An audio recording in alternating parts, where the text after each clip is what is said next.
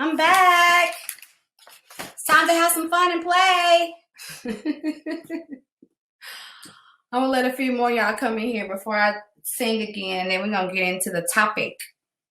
But thank y'all for being here. Welcome to Reactivating the Medicine Woman using plant medicine. That's what we're here to talk about. So of course I'm gonna share my experience with you guys, how I've reactivated my medicine woman. And then I want to get a little interactive. So if there are anybody that's here that wants to share or talk or do those things, of course we're going to do that. Okay? This song here I'm going to sing is not my own, but it is a song that I definitely sing in ceremony. It's a song by Lauryn Hill from her Miseducation of Lauryn Hill album. I know we're probably very familiar with that. Y'all should be. You know, y'all ain't that young. But I want to share that because it's definitely a song that helped me to move some energy. And so I want to share a little bit of that with you guys, okay? Let's see. We got 9. I think that's a good number. My world, it moves so fast today. The past, it seems so far away. And life squeezes so tight that I can't breathe. And every time I've tried to be what someone has thought of me, so caught up, I wasn't able to achieve. But deep in my heart, the answers, it wasn't me. And I made up my mind to define my own destiny. I look at my environment and wonder where the fire went. What happened to everything we used to be? I hear so many cry for help, searching outside of themselves. Now I know that her strength is within me. And deep in my heart, the answer, it wasn't me. And I made up my mind to define my own destiny. Thank y'all so much. Again, I am Gigi Robinson. I'm the owner and founder of IAmLivingAligned, which is my online activation community where we discuss intuitive astrology, life alignment tools, and sacred sexuality. I appreciate you guys so much for being here with me today while we talk about how to reactivate your medicine woman using plant medicine. Okay, so I want to get into a little bit about just my background, where I'm from, where all this energy that that's coming out of me, where it's coming from, and how through plant medicine and reactivating the medicine woman in me, I've been on a total a journey of self-healing, and how I've not only moved some energy within my own life, but how I'm starting to see this energy cascade down to the women in my family. And even though my grandmother's transitioned, I can feel her. She's still with me. She's still in me. So I just want to share my experience and like I said, just talk about why I'm here, because that's part of it. But my real reason for being here is for advocacy. I want to represent women of color and show that we do need to reactivate this medicine. We do need to use psychedelics and plant medicines of all kinds, you know what I'm saying? And talk a little bit about that and how we can start to own the medicine women inside of us and start to heal our families, because we are responsible. The women, we are responsible for using these plant medicines and getting ourselves reacclimated to the work that we need to do, because it doesn't just work for our white brothers and sisters, it works for us too. And the more that we start to really address these topics, and like I said, those of us who have had an opportunity to use these medicines and get the healing, and I feel like it's up to us to stand in the space and be the gatekeepers to allow our brothers and sisters, especially our Black community, to come in the door, because we have so much PTSD as just a world. And so I'm not an advocate for pharmaceuticals, but I did work in the field. I'm a licensed microbiologist. I worked in the hospital setting for 10 years. So I saw it. I saw it come and go, as far as like people coming in, wanting help, needing help, and, you know, just pills, prescriptions being written, you know, left and right. But when it came down to our traditional medicines, you know, the things that, you know, the food that we eat, from growing our own foods to, you know, using more fruits and vegetables, because I feel like that's plant medicine too. And I feel like fast food, all these things is kind of like pharmaceuticals. And it takes us away from ourselves. So, you know, being able to stand in the space, to have the conversations, to allow somebody to come and ask you questions, that's why I'm here. So I wanted to make sure that, you know, I came and be a vessel, you know, to be able to answer all the questions I possibly can based on my experience, which is the things that I've taken myself through.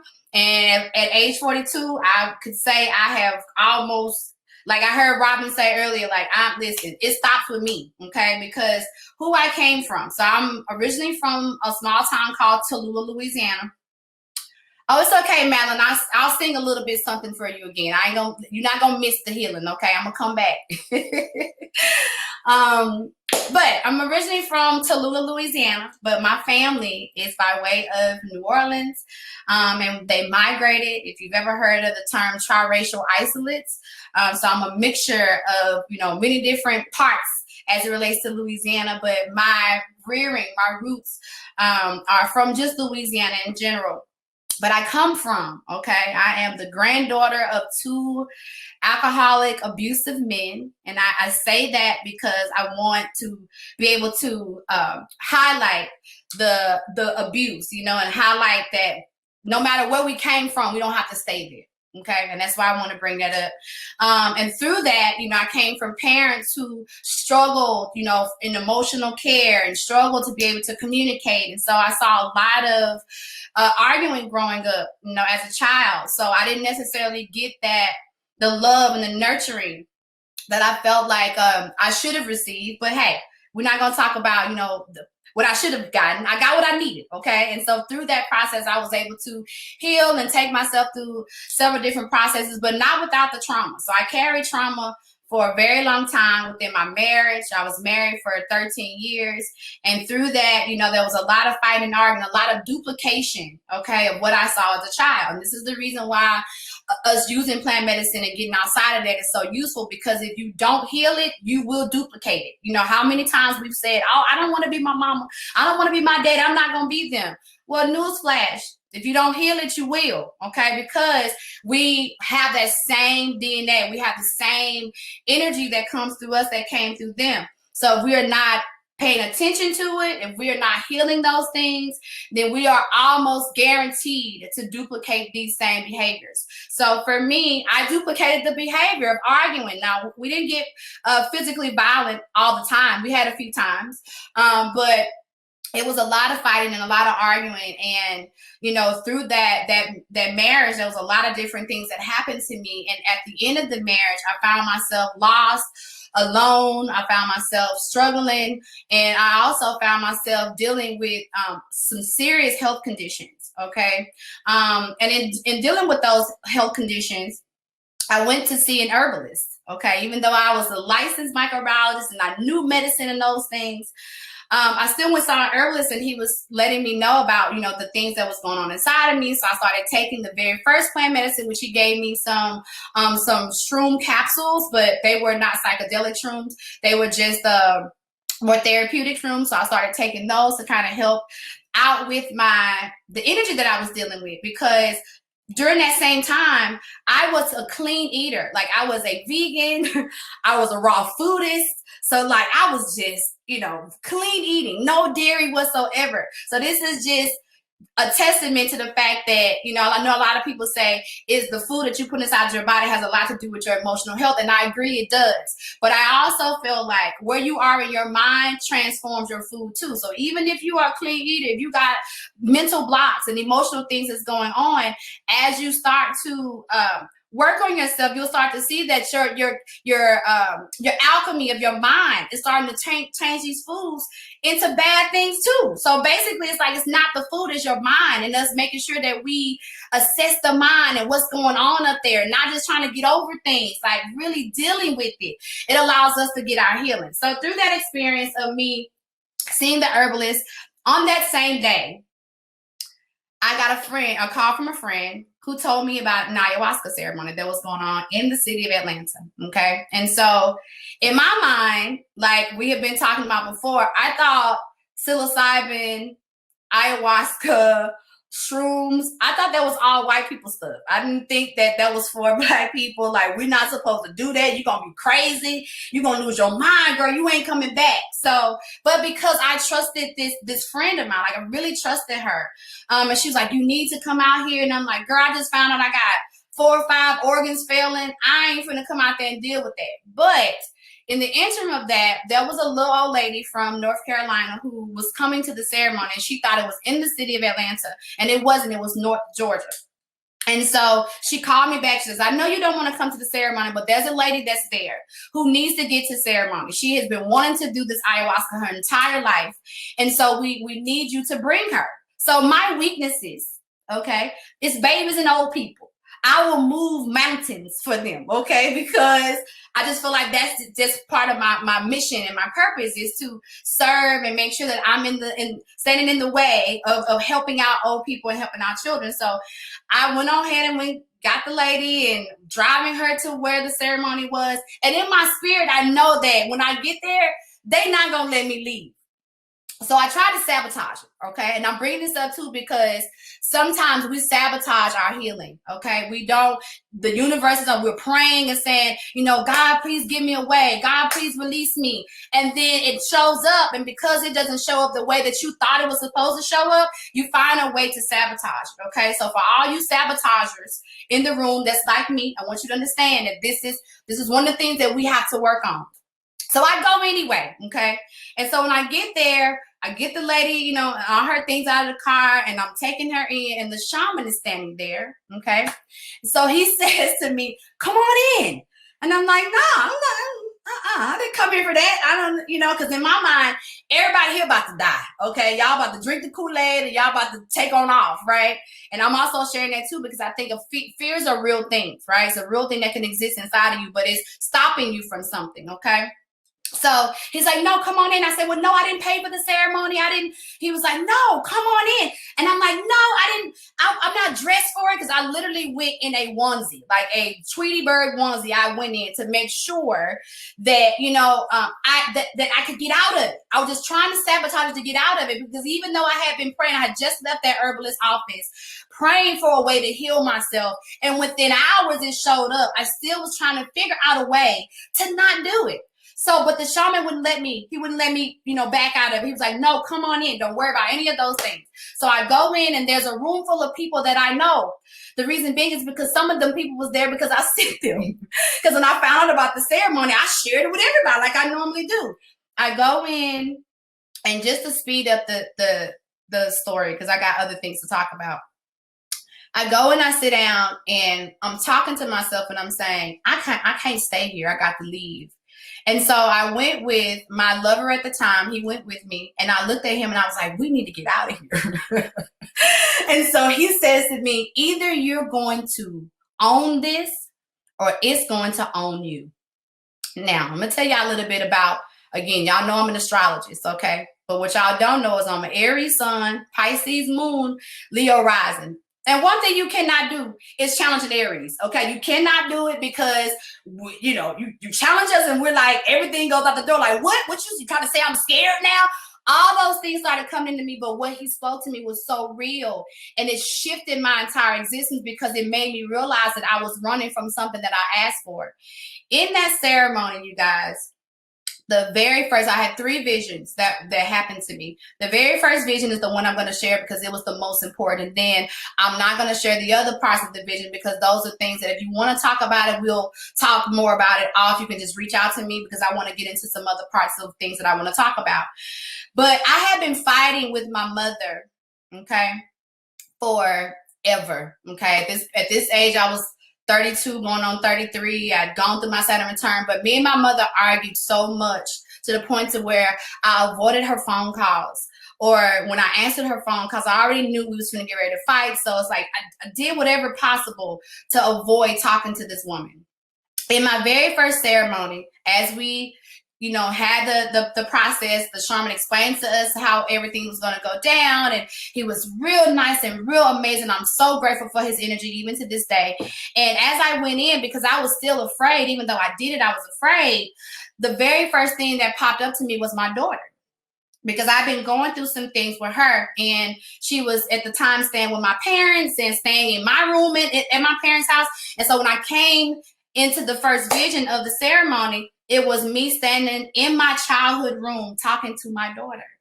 And so I had bought her some things for Christmas. I bought her this huge dollhouse that, I didn't see put together. My father put it together. She was explaining to me how the dollhouse worked. Now, when you are in vision, right, especially when you're in psychedelic vision, sometimes things can be mirrored.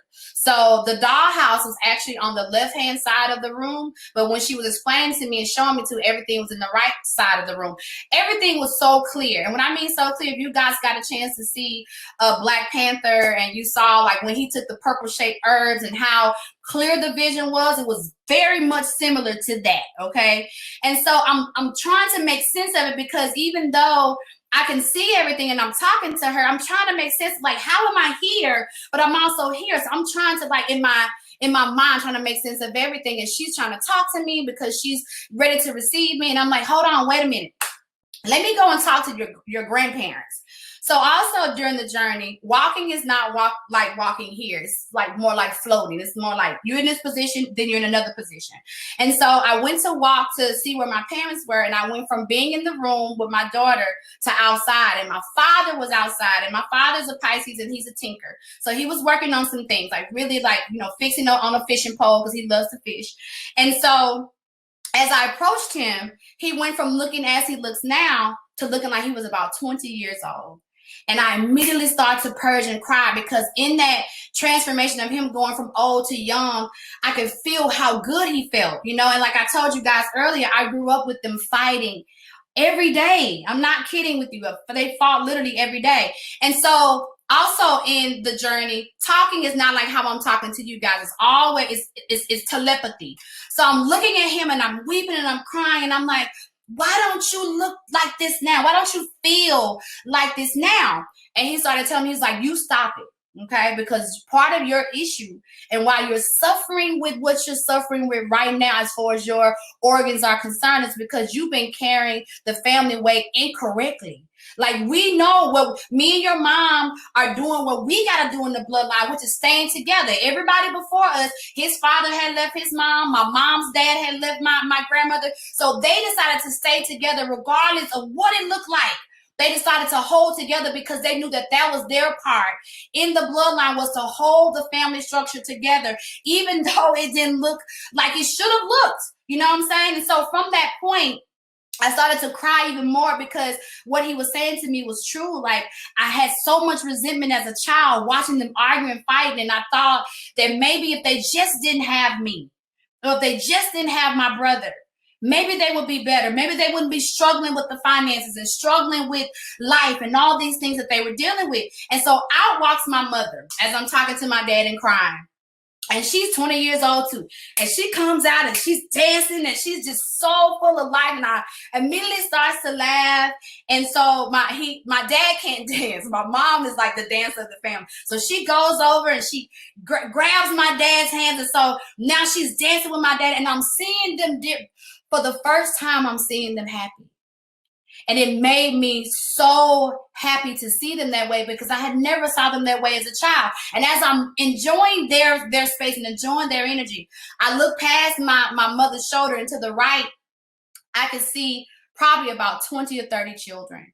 And I knew that they were every child that I've had in every lifetime. This is where my kids, even my future lives and my children, they were all there and they were all chanting they were calling my name and chanting and they were saying, Mama, just please sing to us and sing to us. But I remember vaguely the shaman saying, hey, listen, as you're going through your journey, like try to limit your outbursts because the veil is so thin to where it's easy for you to be able to, affect other people's journey. So just be mindful of that. So as my children are chanting and they're like, Mama, sing. And I so want to sing. And I'm like, babies, I'll be back. I promise y'all I'm going to come back and I'm going to sing. And they're like, oh, Mama, why? And I'm like, trust me, I'm coming back. Because I was still in the space of being present there, but then also being in the journey. So as I turn around from them and my mama, my dad is still there. My dad is trying his best to keep up with my mama and my mama just running circles around him. I walked my daughter, who at the time was 9 years old. But when she came out, she looked about 19 or 20 and she was bad, body bad. She still had her little baby face, but she looked like me, right? But powerful, like not slumped over and carrying the weight of the family. She was erected and strong and she was ready. And I looked at her and I'm like, where do you think you going? She's like, I'm leaving. You coming with me? And I was like, yeah, I am. So she walks off to go get in the car. And my mom immediately stopped dancing with my dad and said, y'all not leaving me. And she takes off and jumps in the car before either one of us gets in the car. When I woke up from this journey to this day, me and my mother have never had an argument. And I wanted to share that story because I know one of the things about us as women is that we're carrying a lot of the matriarchal energy of pain and resentment and, not being supported and not having enough love and all that. We're carrying that energy and we don't realize that we're carrying the energy. And if we could just for a second go into a different lane of ourselves, using plant medicine is one of the ways, but just going into the breath and allowing ourselves to just really release a lot of this energy as it relates to our mothers. A lot of the things that we're carrying right now automatically drops because a part of the things that you're carrying is from your mother and it's from your grandmother, but because they didn't have the tools, they didn't have access to information and education as it relates to these particular types of medicines. Now they know the old medicines, right? The herbal healing books, the using. I remember my grandmama when I would go in there and I would stay with her and we would get headaches and she would say, go drink some water and go to sleep, right? That's the medicine woman. That's the women that we came from outside of the pain and the resentment and not being supported. They have always been the wizards and the witches and the healers of our families. But because through their own trauma and through their own inabilities to tap into themselves, they lost it and they didn't have the opportunity to pass it down to us. But that's okay because through plant medicine, we can get it back. We're able to get it back. What I'm telling y'all in just one sitting of ayahuasca shifted my whole entire existence. And from that point, I have been using, consistently, I have been using psilocybin from a microdosing level. I've also taken myself on higher doses of psilocybin, meaning I've taken 7 grams in one sitting, okay? And it was a very powerful, very vivid, almost similar to my ayahuasca experience, but it allowed me to see what my purpose is and why I have been carrying some of these things that I've been carrying to be now a woman who considers herself queer and, poly as well, and not necessarily having a primary partner. Where is all of this coming from? But I'm doing so much healing Again, like Robin said, this stops with me because I have a 17-year-old that I refuse to pass down the trauma and pass down this energy of not feeling protected, not feeling safe, and her not having the things that she needs. I'm giving her those things. So I've already started her journey. Through some of her depression from high school, I've given her CBD. We've talked about plant medicine and how these things have completely changed my life around because she watched it. She watched me go from somebody who struggled with being able to communicate and work on my emotions and to who I am now, which is a safe space. And I'm holding ground for other women to be able to assess their own ability to heal themselves because this is our birthright. Knowing plant medicine is your birthright. The pharmaceuticals don't want you healed. That's the reason why they keep, this is one of the things that I say all the time. If it really worked, why do you have to keep filling the prescription? If it works, you feel what I'm saying? If it was something that was really healing you, you would only have a certain amount of time on it, and then you wouldn't have to keep every 30 days refilling the prescription or going higher, switching medicines. It's because from my belief, and I'm not telling anybody to throw away your pharmaceuticals in the trash. What I'm telling you is it's not necessarily, again, right, Leslie, it's not addressing the true issue. The true issue is the generational trauma that has been passed down. And what I do know is that plant medicine assesses that, okay, goes deep into that. So let's just talk a little bit about, because I didn't talk all the way through my time. What is a medicine woman? Okay, what are some of the types of medicine women? Okay, so because I know y'all be like, oh, medicine woman, is this somebody who just only deal with psilocybins or plant? No, the medicine woman is the herbalist, it's the nature witch, it's the oracle, the priestess, the queen, the seer, the shaman, the warrior, the goddess, and the wise woman. And in us is all those archetypes. We use them at different times in our lives, but understand that this is what I mean about your birthright. Your grandmama, your great-grandmama, your great-great-great-grandmama all had these abilities, but again, through their issues, they haven't been able to use that, and they're now calling on you. They're standing in the space calling on you to come to them, right? Come to who they really are. And who they really are is these things. They are the original herbalists. You don't need a doctor. Your doctor don't know your body. Your body was created by you and your mama. So how can they tell you what you feel? How can they tell you what's going on with you? They can't. They can attempt to, but you in your own right know what's going on if you just tap in deeper. And tap into these medicines do look like education. It does look like ceremony. So for me, I've created Wild Women Worship. Wild Women Worship is my offering to women, especially women of color, because I have to deal with who I am, but for all women, and not just women, if you identify as queer or if you identify as trans, I'm talking to you too. For women who feel like they need a safe space to be able to test plant medicine, to especially psilocybin or especially THC and CBD, like I go with all of it. This is Rick Simpson oil, like I go into all of it, right? But I want to offer a safe space to you. I want to give you the opportunity to know that you are not alone as it relates to wanting to heal your generational trauma. We can break the cycles, but breaking the cycle looks like you not being afraid and being able to step out and go into a different lane of yourself that may be unfamiliar. There may not be anybody around you that has done this, right? But there is a family here. So if you don't get anything else from this social, realize that you have a family of women that's willing to be your advocates, that's willing to give you the information and our own experience. I'm just sharing my experience with you. And I'm telling you who y'all see today, the woman that's able to come and share her voice and sing to you guys and do those things. I haven't always been this person. And the reason why I haven't always been this person is because of through my trauma, I hid and I ran from myself and I sabotaged relationships and I sabotaged the abilities to take care of myself, not because that was something that I knew to do, it's because I didn't have the tools. But now that I do have the tools, I want to make sure that I'm not only using these things for myself, but I'm educating people who need the information. And again, not only education, but the experience, because education is one thing, but taking yourself into the arena of making sure that you are now having the space to test these things out is just so important. So if you want to reach out to me about Wild Women Worship, it's actually a tour. I do it here in Atlanta, and I do it in several different major cities where we sit down and we talk about what is a wild woman?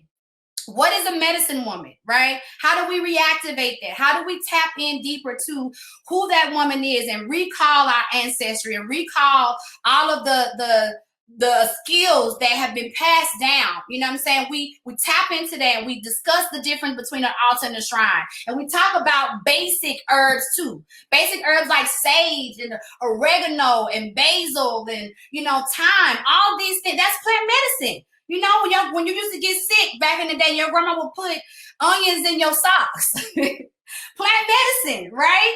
How did she know to do it? How did our grandmamas know that putting onions in your sock would draw out the toxins? How did she even know that the feet was one of your exit points? It's because it's already been inside of us. Like I said in the song, it's written on the walls deep inside your soul. So whether you know it or not, you're already tapped in. So just having somebody to hold your hand, if you need somebody to hold your hand, I'm here to hold your hand. Robin is here to hold your hand. And so many of the other ladies, all the women who put this together for you today, we're here to hold your hand and to give you the knowledge and the experience that you have. My sister Leslie is in here. She's here to hold your hand.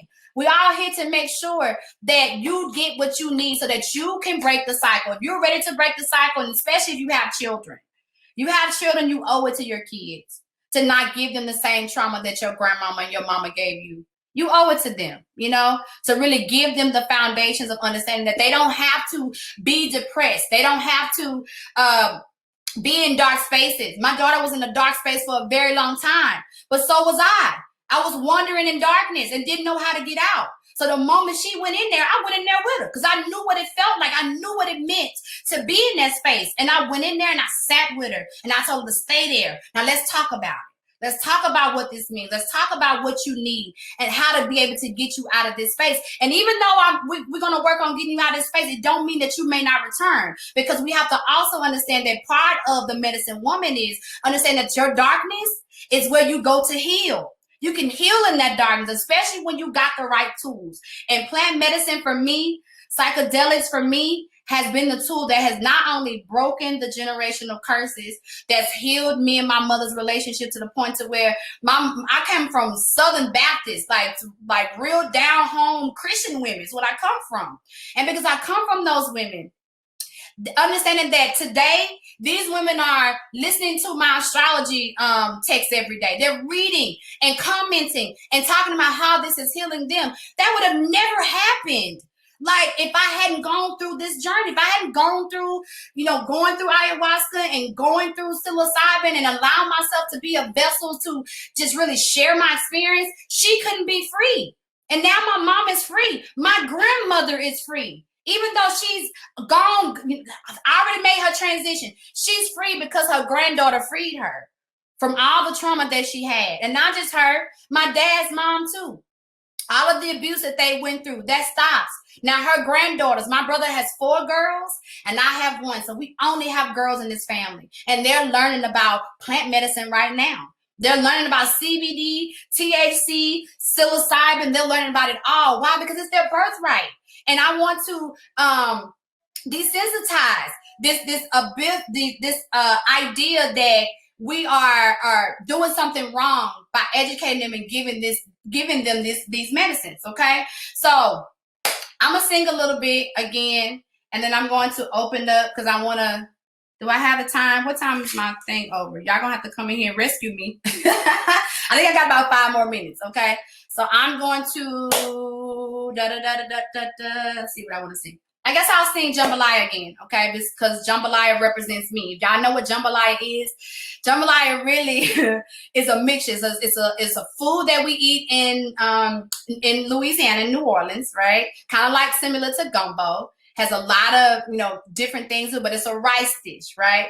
But for me, the song represented me coming together and me giving back to the energy that gave rise to me. Okay. And it's a song that actually came to me, like I said, after I had taken myself on the journeys of, going through ayahuasca and then working with psilocybin. This is something that came up for me to use in ceremony. So when I am holding ceremonial spaces for psilocybin, or if I'm sitting as a musician for ayahuasca, this is one of the songs that I sing. So I hope that you guys feel touched by it. Y'all hold on one second. My daughter is now singing. Monday, I'm almost done. I can hear you. All right, sorry about that. She's in there being moved too, because that's one thing about it. When we start moving energy, it started cascading through your family. Your mama will call, your daddy call. What you doing? What you got going on? It's because we're moving energy, okay? Just the other day, I swear I heard my mama say, girl, don't you want to come home to the place you've always known? I birthed you and gave you life, so no, don't you fall for that high when they tell you that God ain't real. 'Cause this is she and this is how I feel. Everybody say jambalada-da-da-day. Hey, jambalada-da-da-do. Hey, jambalada-da-da-day. Hey, jambalada-da-da-do. Hey, jambalada-da-da-day. Hey, jambalada-da-da-do. Hey, jambalada-da-da-day. Hey, jambalada-da-da-do. Hey, don't you remember me? I gave you everything that you need. Blood, sweat, and tears so you would know. I wrote it on the walls deep inside your soul. I birthed you and gave you life, so no, don't you fall for that high when they tell you that God ain't real. 'Cause this is she and this is how I feel. Everybody say jambalada-da-da-day. Hey, jambalada-da-da-do. Hey, jambalada-da-da-day. Hey, jambalada-da-da-do. Hey, jambalada-da-da-day. Hey, jambalada-da-da-do. Hey, jambalada-da-da-day. Hey, jambalada-da-da-do. Hey, jambalada, jambalada. Hey, jambalada, jambalada. Hey, jambalada, jambalada. Jambalada-da-da-day, jambalada-da-da-day, jambalada. Jambalada, hey, jambalada, hey, jambalada, hey, jambalada, hey, jambalada, hey, jambalada, da, jambalada, da,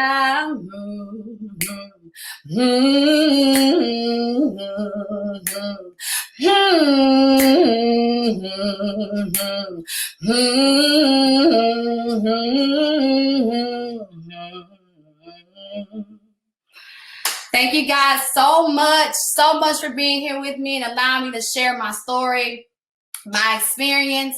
Again, I'm here for you. Please allow me to be here for you. If you have any questions for me, you want me to go deeper into my experience, I would love to do so. To Tokeativity, thank you guys so much for allowing me to come in again and share on your platform and just be in the space, to offer myself. And yeah, I think I got like 2 minutes left. So if anybody wants to come in and say anything or share anything, please feel free to do so. But, I'm going to be here for the next couple of seconds. Thank you. Thank y'all so much. I appreciate y'all.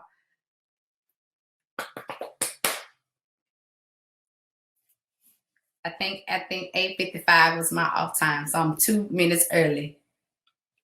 Thank you so much, Megan. Thank you, Marta. Thank you, Sammy. Thank you, Shiara. Thank you, Kay. Is that Kayla? Yes, thank you, Kayla. And Tokeativity, y'all already know. We here with it. So y'all already know when y'all need me, you know, call on me, Tokeativity.